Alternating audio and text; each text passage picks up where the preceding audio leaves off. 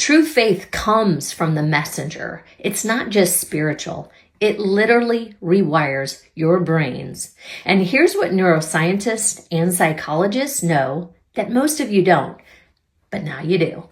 Belief systems activate your brain's reward circuits. It releases dopamine and serotonin, which also increases happiness and motivation. Faith-driven rituals improve neuroplasticity, meaning your brain adapts, forms new, healthier patterns more easily. And here's a key, guys. Studies show that people with strong faith communities, whether it's in business or in life, this is linked to memory and emotional regulation. Join the Conquer Club, where we share these messages from the messenger. We'd love to have you. Peace out.